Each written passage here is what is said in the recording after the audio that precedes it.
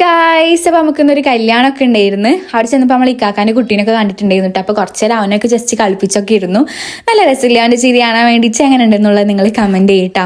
നമ്മളെ നെയ്ബർ കല്യാണം നമുക്ക് ഉണ്ടായിരുന്നത് നല്ലൊരു അടിപൊളി കല്യാണമൊക്കെ ആയിരുന്നു. അങ്ങനെ ബ്രൈഡൽ ആൻഡൊക്കെ കണ്ടപ്പോൾ എനിക്കും കല്യാണം കഴിക്കാനൊക്കെ പുതിയതെന്ന്. പക്ഷേ വീട്ടിൽ നിന്ന് കല്യാണം കഴിപ്പിച്ച് തരാത്തതുകൊണ്ട് ഞാൻ അതിൻ്റെ ആഗ്രഹങ്ങളൊക്കെ മനസ്സിലായതിനെ പൂട്ടിയിട്ടു.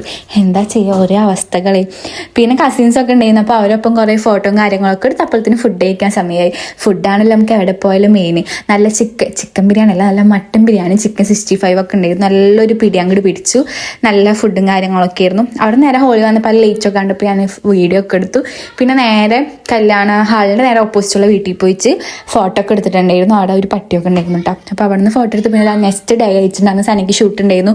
കുറേ ദിവസമായിരുന്നു ഈ ഷൂട്ട് ഇങ്ങനെ പ്ലാൻ ചെയ്യണം. മഴ കാരണം ഒന്നും നടക്കണ്ടായിരുന്നില്ല. എന്നിട്ട് ലാസ്റ്റ് ഇന്ന് നടന്ന് അങ്ങനെ ഷൂട്ടൊക്കെ കഴിഞ്ഞ് സന തിരിച്ച് വീട്ടിലേക്ക് വന്നപ്പോൾ ഫാത്തിമാനൊക്കെ കൊണ്ടുപോയിട്ടുണ്ടായിരുന്നു. പിന്നെ ഒരു കടയിൽ പോയിട്ട് സ്മൂത്തിങ് കാര്യങ്ങളൊക്കെ കുടിക്കുന്നുണ്ട്.